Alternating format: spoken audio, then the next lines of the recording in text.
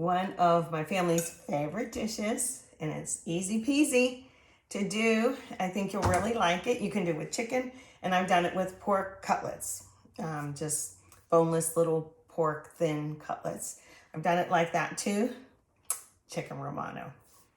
Okay, so let's see. First thing is we can see everything, is a couple of eggs, okay? We'll break those and get rid of the shells. Did you know, I just thought of this now, because these ones were kind of perky looking eggs.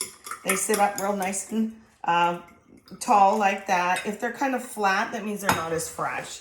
So we're gonna add a little bit of milk. When I first started cooking, kind of on my own, I had my own place, I was 16. And when I first started cooking, I knew how to bread things, you know, flour, egg wash, and then your breadcrumbs. But I think I need another egg. Well, I'll get that in a minute. But I used to put water in here. But then my breading, when I would fry it, would like kind of lift up from the steam, you know, because it's water. And the milk, it doesn't do that. So get this going. It's kind of going to be like a reverse of how you do bread things, because usually the breading is last. But in this case, the egg wash stuff is going to be last. Now, I like to add a little bit of cheese in mine. This isn't necessarily all Romano.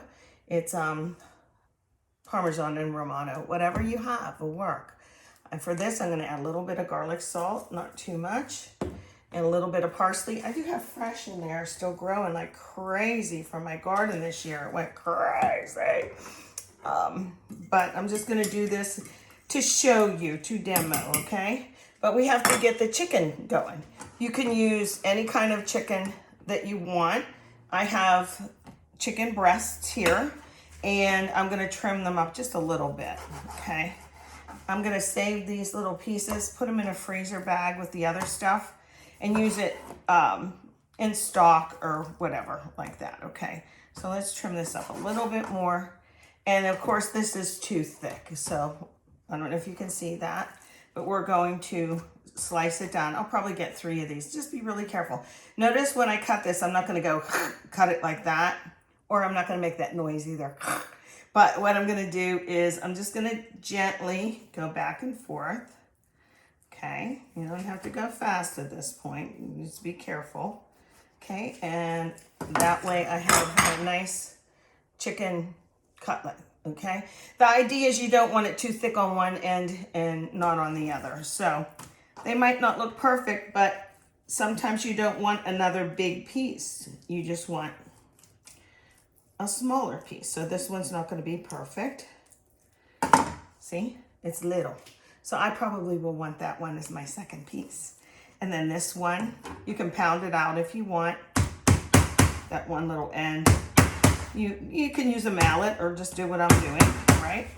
So, but to demo, let's just get going here. So, I'm gonna wipe my hands a little bit. It's going to just be flour, egg wash, and flour. Like I said, 2 things. Notice my pie plates that I like to use. I think they're just the perfect size. I used to use a bowl and the flour would go everywhere. Well, we're not gonna do that today.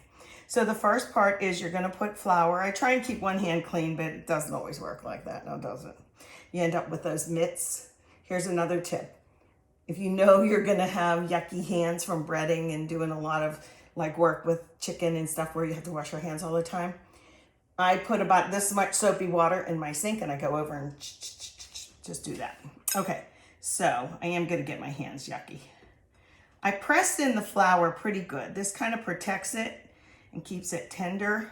I don't know if that's officially what it does, but I think that's what it does. So that's the first part, okay? I shake it off. And now, here, let me move this over. Anytime you use a cutting board or anything with chicken raw, you know you can't use it again for like on vegetables or whatever. So I put this in here. Sometimes the egg wash doesn't want to stick all the way. Get my plate ready.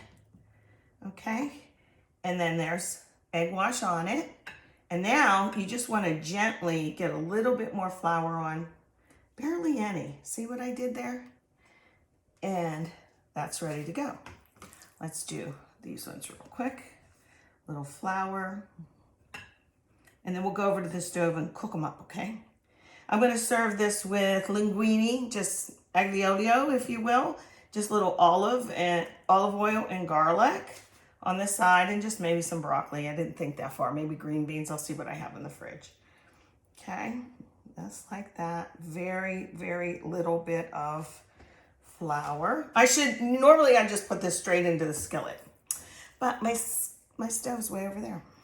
Let's do this last little one, and then I will continue, okay? Get in there. Yeah. Okay, so this doesn't have a ton of breadcrumbs and everything like some, just a little bit of flour to protect, okay? Okay, get on there, you. Do I have a clean finger to stop this? Maybe I'll use this to stop the video. I'll be right back.